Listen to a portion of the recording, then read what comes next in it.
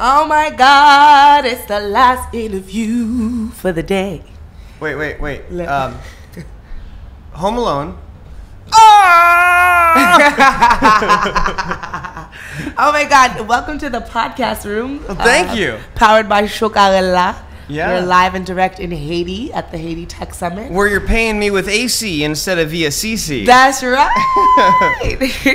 Listen, guys, for those of you listening outside of this room, it's scorching hot. Scorching. But we have the AC on full blast, and Full that's blast. how we're paying our guests today. Yes. So I am so honored to be joined by Ryan Foland. Yes. Please introduce yourself. Tell us your... So my name is Ryan Foland, and if you take Poland and you erase the middle of the P, it becomes Foland, and that's where I am. So if you were to think of me as craftsman of communication. Okay. Just like people use wood and refine it and cut it and sand it and polish it, I do the same thing with words and interactions. Because whether you realize it or not, the one thing you cannot get away from is communicating with people. That is absolutely correct. In fact, you cannot not communicate. Ready? Try to not communicate right now. I could tell that you're trying to communicate, not communicating. Do you see what I'm saying? It is impossible to not communicate. Right. It's one of the most fundamental human aspects. Whether it's asking where the restroom is, to what kind of drink you want at the bar, to even having a relationship that is an intimate relationship you've had for years. Of course. There's levels of communication, and that's what I get so excited about, because people underestimate the value of strategic communications. Yes. It's like thinking before you speak. And I like to tell people, thoughts become words and words become things. So think the thoughts that you want. And really, whatever it is that you think will ultimately be manifested into the world. So the basic level of communication is being confident that you are able to communicate. I have a question for you. Let's do it. Are you a public speaker? Sometimes. Okay. I speak in public, so I make Yes. a public speaker. If you speak in public, then you are a public speaker. It's a scientific fact that you cannot argue either. Talking to your mom or talking to your dad or even with your friends or even with your cat. Think of words as a type of paint. Hey. Think of words as a... Something like that. Yeah. Think Wow, of words as a... Think of speaking as a type of art, and your words are the paint. All that you have to do is start. Wow. So one of the things that I love to do is empower people with things that are right in front of them. And rap, clearly. Yeah. And I've got a 313 rap that I'm debuting here at the Haiti Tech Summit, which is very exciting. Yes, let's do it. Yeah. Are we the first to hear? Yeah, I don't know if I can debut the whole thing. I might be able to give a taste of it. Give us a taste. Okay. We like little samples. So I'll give you the verse, right? Okay. So I've actually worked with somebody who is a professional musician who's built the whole thing out. Wow. And there's the intro, and there's the hook, and there's the verse and stuff. But there's 3 rules to communicating your idea. First rule is, I don't care what you do. You see, I am selfish and so are you. You won't get me interested in explaining minor pain. You gotta solve a problem in a finger chop way. Rule number 2, you talk too much, like a giddy little kid on a yellow school bus. Start with the what, not with the how. Make it conversational and learn to shut your mouth. Rule number 3, create intrigue. Talk about your target market to the nth degree. Tap into the FOMO of the person who is listening. Say anyone or everyone and you will be less interesting. Yeah. That was deep. You just took it to Brooklyn real quick. I'm from Brooklyn, so I am. So, yes. But honestly, if you wrote that yourself. Oh, yeah. Well, you had the help of your music. Well, I wrote it. Actually, I wrote it as a rap, just like lyrically. I just wrote it out, like just thinking I could just rap it out. Right. But actually, rap has a structure. It does. You've got to have an intro, and then you've got to have a verse, and then you've got to have a hook, and then you go back to the verse, and then you go to the chorus, and then there's all these things. So I took my very long-winded rap and broke it down and moved it around, and then we built the music to it. Wow. You see, people learn in different ways. So I give typically an hour-and-a-half presentation on this 313 method, and I broke it all down into a 2-minute rap. Wow. Because the thing is, you can explain things to somebody, and the biggest mistake that people make is that your only responsibility is communicating what you want to communicate. If you really want to become an effective communicator, you have to take responsibility for not just what you're saying, but how what you're saying is interpreted. Exactly. So not everybody is an audio learner. Some people are visual. Some people are like we need to touch and feel it. Yep. So in order to reach more people, I have a lot of visuals. I draw stick figures, and then I have the vocalization of it, and then I have the rapinization of it. I like that. And so whatever the message is, part of your responsibility is making sure that it's received. Got it. And if you think that just communicating is enough, you're never going to communicate at a level that is going to get you what you want. Got it. And 313, where'd those numbers come from? Okay, so it is an area code, and it is possibly a song by Eminem. Mad respect, bro. You've got it. I'm trying to get to that rapping level. And it's in Detroit, right? But the 313 stands for the ability to explain your idea or your brand as a person in 3 sentences, 1 sentence, and then 3 words. Wow. Yeah. So it came over working with thousands of entrepreneurs. And the problem was I'd sit with somebody who had an idea, and I would say, so tell me about your idea. And then for the next 5 to 7 minutes, I would just listen to a babbling conglomeration of everything possible that they wanted to get out about their idea. And I would be more confused about their idea after they explained it to me than before I even knew. Wow. Let's try it. So what I ended up doing is breaking that system down. So are you an entrepreneur? I am. Oh my gosh, this is gonna be good. This is a live an impromptu test of the 313. I don't know if I'm ready. So I'm gonna have to break something to you, and it's a little serious. Yeah. Nobody cares what you do. I know. The only thing that they care about is the problem that you solve. And they only care about that if it's a problem that they have, or if it's a problem that someone they love or someone they know has. If you really understand that as a fact, that people don't care what you do, it actually relieves a lot of pressure, because you don't have to tell them what you do. Just tell them what problem I'm fixing. So the 3 part of the 313 is explaining your idea in 3 sentences. And the first sentence is, what is the problem that you solve? Now, I'm going to warn you that you will want to explain what you do. So I'm going to ask you to tell me the problem that you solve without telling me what you do, and you're probably still going to tell me what you do, and I'm going to go, burn. Okay, let's try it. So the problem that you solve in 1 sentence without telling me what you do. Drum roll. The problem that I solve is minimizing the wait time. That's what you do. Minimizing whatever it is, that's what you do. That's not the problem. Do you see that? Do you see what happened there? Oh, the problem is long waits at hair salons. Okay, do you see the difference there? So I tried to give you a bunch of warning, right? Yeah, but so naturally we want to say what we do. Right. So what is the problem that you solve? The problem that I solve is long waits at beauty salons. Okay. Have you ever had a paper cut? Of course. What happens? It hurts. And? I don't know. Nothing, right? Maybe you go like this. Right. Maybe you make sure nobody sees you. Right. And you don't want to tell anybody because you're like, just a paper cut, right? It's not like anything crazy. Well, what if, imagine for a second that instead of a paper cut, you actually, you cut off your finger, and now ginger fingers on the table, blood is squirting out everywhere, and I start freaking out. You scream, somebody calls 911. I don't even know if 911 is real in Haiti, right? We try to figure out, we put this finger on ice, somebody calls in, I start to pass out, you guys put me on some sort of a safe room, and you're like, please calm down, your finger is good. What's the difference between a paper cut and a finger being cut off? I guess the reaction. It's the action associated after the event. So with a paper cut, with a paper cut, what do? Nothing, right?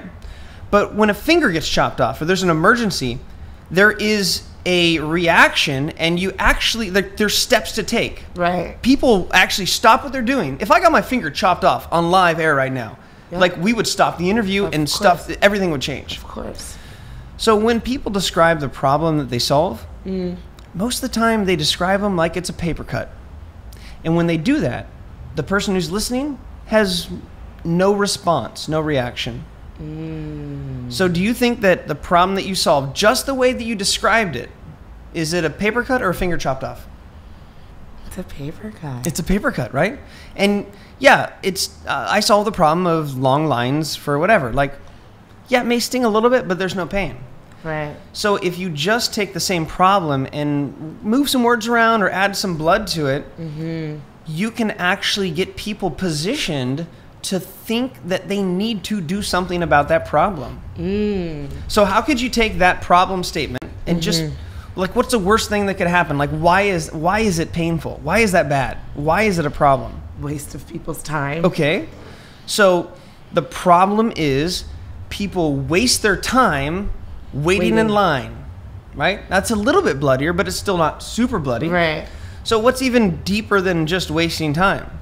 What could they do else? What else could they do at that time? Or like, why is it so painful? Why is it such, like, why are people so irritated at that? Like, what is the irritation? I guess just convenience. I mean, that's the best answer I think. Okay, so when you're waiting in line and you feel like you don't need to, like, why is that so bad? Because everyone I feel like in this generation is so impatient.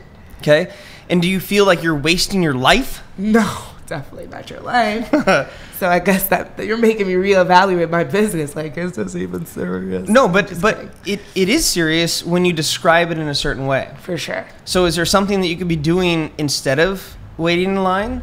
Or is there a substitution that's not there? Like, really, the concept is that nobody cares what you do. They care about the problem that you solve. So if you learn to describe the problem, the single problem, in one sentence, I can show you how you can get people interested in what you do without telling them. Wow. So let's do a little role play, for example. Let's do it. If I were to ask you what it is that you do, typically before this conversation, you would say, what it is that you do. What do you do? Right. Hair and makeup. Okay. In the home. In the home. All right. So it's like a mobile hair salon. Instead of that, right, because you're just telling me and I don't have any skin in that game. If I ask you what you do, tell me that it's not really what you do that's important, but it's the problem that you solve. So try that. So what is it that you do? Say, it's not what I do that's important. It's not what I do that's important. It's the problem that I solve. Literally say that sentence. It's the problem that I solve. And if I'm a living human being who's breathing, I'm probably going to go, what? So what's the problem that you solve? And then tell me the problem that you solve. Make it bloody. I know. There is nothing worse than knowing that you're spending your day waiting when you could be whatever it is, right? I don't know. Like, that's the way to frame it. It's the same problem, but it's bloodier, right? Yeah. Okay. So let's say that you describe the problem. Just try it. How do you, like, think of a client. No one wants to spend their Saturdays. Yes. Their day off. The worst thing in the world is when you have to spend time waiting on your day off. Do you see how that's more of a finger chop? Right? Yeah. Okay. So let's say that now, I ask you what you do, and you say it's not what you do, it's a problem that you solve. And then I ask you, well, what is this problem? And you tell me there's nothing worse than wasting your Saturday waiting on something that you shouldn't. Like, it's just, it's terrible. That's the problem that I solve. Wow. When you say that, what do you think I'm going to ask? You're like, all right, so what do you do? The question is still not answered. It's still not answered, okay? 2 sentences deep. And what you're doing is, I'm giving you permission to get interested in what you're doing. Wow. Okay? Because here's the thing. Most people, when they're asked what they do, they just go ahead and just tell people what they do. Right. There's no tension. There's no release. There's nothing. Like, people are probably waiting for you to finish so that they can tell you what they do in hopes that you might care, but you don't care because you're waiting. You were hoping that they were going to interact with you on it. So think of this as a permission-based pitching. So I want you to now ask me if I think that waiting unnecessarily on Saturdays for services is a problem. Do you think waiting unnecessarily on Saturdays is a problem? I hate it. It's terrible. Yes, that's a problem. Now ask me if I have that problem, if I've ever waited on Saturday for something. Have you ever waited on Saturdays for anything? Yeah, and it's a total waste of time. And I actually try to program stuff on the weekday because my weekend is my weekend. Right. And then you can ask me, so is that something that you're interested in solving? Do you want to solve that for the rest of your life? Ask me that. Do you want to solve that for the rest of your life? Yeah. Then you can say, I got you. I can help you out. Wow. Say it. I got you. I can help you out. But now what if it can't help you out? But here's the thing. I'm interested in what you can do to help me out, but I don't even know what you do. Do you see what happened there? Yes. So you can now I can say, well, what is it that you do? Right. Okay? We're like having a whole monologue. Yeah. And we still don't know. So you're getting me interested in what you're doing. Right. Because I'm interested in the problem that you're solving. As opposed to the first question being, what do you do? And you saying, I cut hair. So the first situation where I ask you and you say, I cut hair, that doesn't resonate with me. And I'm like, whatever. But by saying it's not what I do that's important, it's a problem that I solve, and I ask you what the problem is, and you tell me the problem, and you ask me if it's a problem, and I say yes. And then you say, if I have that problem, and then I say yes. And you ask me if it's a problem that I want to say, and I say yes. You go, cool, I can help you out.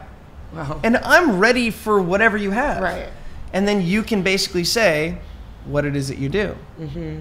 So as part of this 313, literally, all you've done is just the one sentence, the problem that you solve. Wow. So to take it further, then the person's going to want to know, what is it that you do? And that's when you have the 3 words. That's when you tell me what you do in one sentence. So the 3 represents your business in 3 sentences: the problem that you solve, the solution, and the market. So can you tell me in one sentence what it is that you do? Wait, now I'm scared to answer. It's okay. This is a friendly. Is it the problem that I'm mentioning? No. So the problem. Now it's time to say what it is. So you've got me hooked with the problem. Oh, got it. And now I'm like, I'm ready. I'm interested. You said you could help me out. So what is it that you do? What is it? Right. I provide hair and makeup services in the home. Okay. And you did a great job because you answered a what question with a what answer. Most entrepreneurs make the mistake. If somebody asks them what they do, they will answer how they do what they do. And if you've ever asked an entrepreneur, what do you do? They typically take that as an opportunity to tell you everything about what they do. That's so true. But here's the thing. If I ask you what you do and you just tell me what you do and then stop talking, if I'm interested and I want to know more, what am I going to say? Really? Tell me more. How does that work? Right. Now you've gotten permission. And we can even go further psychologically, because instead of just now telling me how it works, you can ask me what I know about haircutting, or what I know about, did you even know that you can get your hair cut at your own home or whatever? Right. Because when you tell people something that they already know, it's a form of disrespect. So if I ask you what you do and you just tell me what, and then I ask you how it works, but before you tell me, you ask me how much I know about it, and I'll be like, oh, well, I actually cut hair when I was in college. And you're like, oh my gosh, you totally know. You're so smart. You're smart. Well, here's what we do a little bit differently, and here's how we do it. And now you have an opportunity to explain how. Got it. But they've asked you for it. Right, because now they're interested. Yes. Wow, that's amazing. Now, the third sentence is the market. So can you tell me the market that you target in one sentence? The market that I target. And don't say, don't swear. Don't use any profanity. The A word or the E word. Anyone or everyone. No. Okay. Women aged from 6 all the way to 60. Okay. Where? New York. Where in New York? In New York, in Brooklyn. Well, in New York. Okay. Anywhere in New York. And are these people that live lifestyles that they are busy? Yes. Okay. So you see how you can go more and more layers to it. Right. Because the worst thing you can do is be for anyone or everyone. Mm-hmm. And so if you've told them the problem and you've got them interested, then you tell them what you do. You understand how much they know about what you do, and then you explain the differences. Then the market, you take it away. There's nothing that gets people more interested than saying, well, it might not be for you. It's a little expensive. I'm a little expensive. Wow. Yeah. Because if you tell somebody it's probably not for you, that's when they want to know more about it. That's true. Okay? That's very true. So you can say, I just want to let you know, I'm very expensive, or I only take on a certain amount of clientele, or you have to jump a couple hurdles to get to where this is. Right. So this is just. So that's the 3. This is the 3. Wow. Okay. So you essentially now have the tools to be able to explain what you do in 3 sentences by just stating the problem that you solve, what you do, and then who you do that for. Got it. Now, let's say that you're in an environment that's a faster pace, or you're at a bar or something. Would it be more helpful to be able to explain all that into 1 sentence? I'm sure. Are you good at math? Yeah. If you have 3 variables, A, B, and C, how many combinations can you have with those? ABC, ACB, BAC. 9. It's 6. Really? I thought it was 9 too. It's 3 factorial, so it's 3 times 2 times 1. So you can have ABC, ACB, BCA, BAC, and then 2 more. Repeat. Yeah. So 6. Okay? So that's mathematics. If we take A, B, and C, and we replace it with P for problem, S for solution, and M for market, how many different ways can you combine P, S, and M? It's 6. Yeah, it's 6, right? So if you are able to lock in the problem that you solve, the solution, what you do, and your market individually, now you can combine those 3 things in 1 sentence 6 different ways. Wow. I solve this problem by doing this for these people. I solve this problem for these people by doing this. These people who have this problem, this is what I do to solve it. 6 variations of the same thing. Wow. If you go to anybody who has a business and you say, can you just tell me what you do in 1 sentence? That's a very difficult thing. I'm sure. But you're able to say, let's do problem, choose one of the varietals. You have problem, solution, and market, but name a combination of those real quick. Problem is the wait time. No. So just name the letters. PSM. PSM. Okay. So problem, solution, market. The problem is waiting unnecessarily on Saturday afternoons. And I'm able to solve that with a in-house haircutting system specifically for people who have who value their time when it comes to weekends. I don't know, just kind of going on the flow with that. Right. But you can take and arrange those 3 different ways. So it's not an elevator pitch. It's a system that in 1 sentence you can say, for these people who have this problem, this is what I solve. Wow. Okay? I now have to pay you in CC. Okay. But if 3 sentences is good and 1 sentence is better, what about 3 words? Way better, right? Yeah. It's not really 3 words. It's just 2 words combined with a relational term. Okay. Now, people, humans, we think in metaphor. We think in analogy. Yeah. And we have mental mind maps. And if I were to say golden arches, what do you think of? McDonald's. Okay. And in that instant between I asked you and now, you might have thought about a large fry, or you get them with light salt, so it's fresh. Right. Maybe you're thinking about a cheeseburger that you get with extra pickles, and like in that instant, right? You have all these memories. It's because you have a mind map that tracks all of that. So what you can do to explain your idea is use things that have nothing to do with your idea and create a relational connection that people make in their own mind. Right, associations. in movies, it's called the implicit theory of 2 + 2. So let's say Finding Nemo, for example. You know, at a certain point in the movie, there's a certain drama, and they think of it as like a number 2. And then later on, there's another number 2. And then you're thinking to yourself, wait a minute, I remember 2 and I remember 2. Right. I bet you it's 4. Right. And then later on, it's 4. And you're like, it was 4. I got it. Right.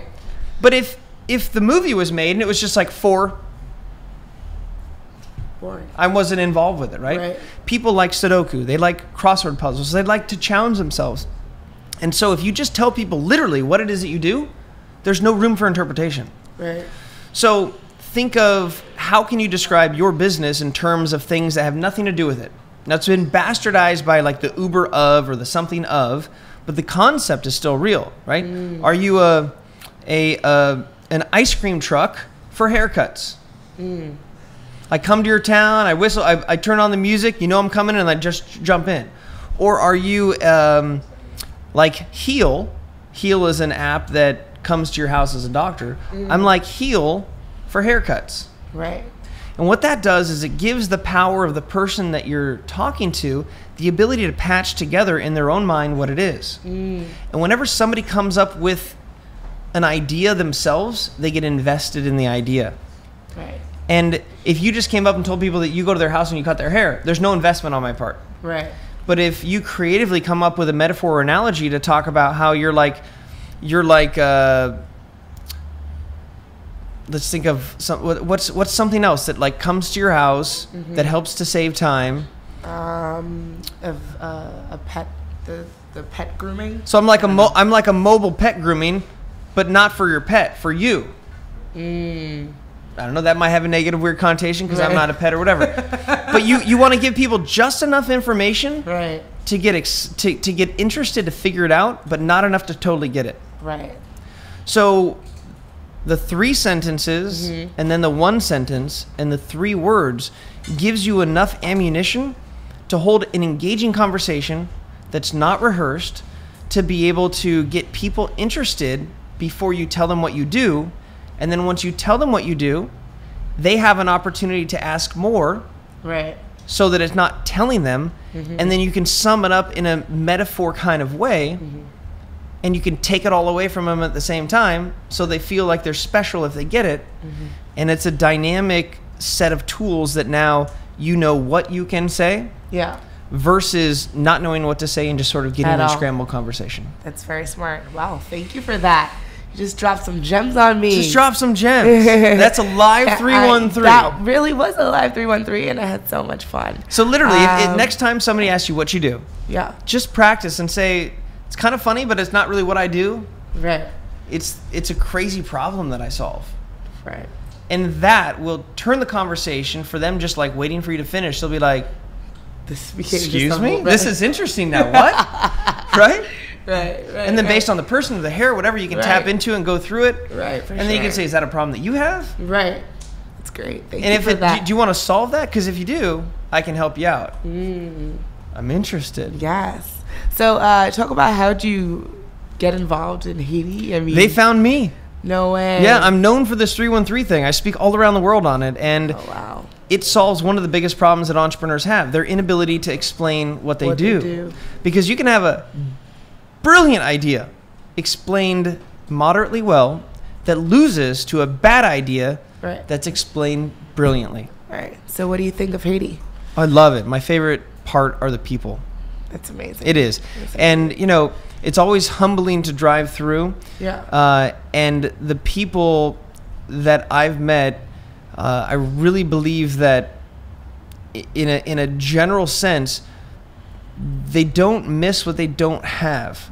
And that comes from people who are very successful to not. Yeah. There's just this like consistency and a mindfulness that like, I'm here, I'm living, I'm excited for what's happening right now in front of me. Yeah. And so I think that the heightened awareness of mindfulness adds to this sort of flavor of jovialness. And even if somebody is like a large, intimidating figure and you come up to them, they're like, hi. So it's really amazing in that respect. And then that coupled with just the natural beauty of the island is amazing. And so that combination, I'm excited. I'm glad that you're experiencing Haiti for the second time, right? Yes. That's dope. What's your favorite food so far? So my favorite food is the chicken with the bone in it. I'm not sure what it is. Is it just chicken? Chicken with the bone, yeah. It's so funny. Yeah. Okay, cool. And what are you looking forward to most during this tech summit visit? During this tech summit, I'm looking forward most to changing the paradigm. And paradigm means a certain way of thinking. Of course. To change the paradigm of the way people feel like they can present their ideas. Because there's so much focus on building the idea, validating the idea, building this idea, but there's not enough focus on how you communicate that idea. And if you learn to communicate the idea in terms of the problem that you're solving, you'll never pitch somebody who you should not pitch. Exactly. And too many entrepreneurs assume that everyone is their target and everyone is their market, and you're never going to get referral. You're going to talk yourself out of any deal that you could have had, and you miss this mystique. You miss the creativity of conversation. Yeah. You miss the power of the pause in between people. And if every entrepreneur thinks that their reach is everybody, then we wouldn't have 40 brands of wheat bread. Yeah. If you are for everyone or anyone, you are for no one. That's true. Yeah. That's true. Any last Say anyone or everyone and you will be less interesting. The goal of your pitch is for them to want more. Right. Don't miss opportunity knocking at the door. Wow. Help me to reboot Haiti and do it from the start. No matter what your big idea, now you know where to start. Yes. That was amazing. So we'll hear the full thing tomorrow. Yes. And if you want to learn more about the 313, I give all this information away for free. Wow. It's the system that is powerful, but people can take it and try it on their own. It's still difficult because you need this tough love to get it out of you. For sure. So if you go to ryanfoland.com and you click on the 313, there you go. And I've got a radio show. It's the 313 radio show. We have this type of conversation with executives and leaders who think that they know what they're talking about. And then I simply go, so what's the problem that you solve? And they go, just like me. No, you did good. You did great. But you see the difference, right? Sure. Thank you so much. I wish I had more than an AC to pay you. No. I'm super fulfilled by just your willingness and everybody's willingness to think a little bit differently about it. Yeah, for sure. And it's so fun and because you're so brilliant for coming up with this theory. Yeah, you know what? It's simple, but it really does change the paradigm. There's nothing more complex than making things simple. It's true, because we've gotten so used to making things complicated. Yeah. That's crazy. So keep it simple, make it powerful. Don't be afraid to say less. Right. And let other people talk more. Great. Because the more you talk, the less people listen. And the less you talk, the more people ask questions. And questions is what drives conversation. And conversation drives connection. And connection creates curiosity. And curiosity creates conversion. Yes. I know you're trying to close it out. Are you a pastor? I need to know. No, I'm not a pastor. I'm not religious. You're preaching. I'm not religious, but I will say that the one religion I believe in is just being in the now. That's it. And that's across all religions. But if you're present and you're in the moment and you're not worried about the past, you're not worried about the future, you can actually appreciate all this amazing life of right now, in this moment right now. Too many people live outside of the now. And I think that the further away you get from that, the further away you get from connecting with whatever higher power that you think of. Let me teach you how to say that in Creole. And to live in the now is vive Kounia. Vive Kounia. That's it. Vive Kounia. Hashtag Vive Kounia. That's right. Hashtag 313. Hashtag Chokarella, the podcast room. Ryan, it's been an honor. This conversation I'm leaving with gems. So thank you. Yes. Thank you so much. And where can we follow you? Yeah, I live on Twitter. That's at Ryan Foland. Perfect. And then go to ryanfoland.com for all kinds of fun things. And I've done 3 TEDx talks. Wow. And they're all on my website. Nice. One is how to not get chased by a bear. One is the borderline millennial disorder. Wow. And the third one is why no one cares what you do. Wow. And I'm working on a 4th one right now. It's called The Power of the Pause. But I haven't landed that yet. So check it out, ryanfoland.com. Yes. And I got a bunch of courses even and all this stuff. But I just want to help people better communicate, because when you upgrade your communication, you upgrade your life. That's it. Ryan Foland, y'all. I'm Tadia. It's been an honor to be here in the Chokarella, the podcast room. Yes, thank you so much. This is the Haiti Tech Summit 2018. Catch Ryan speaking tomorrow. Let's do it. Woo! Great job.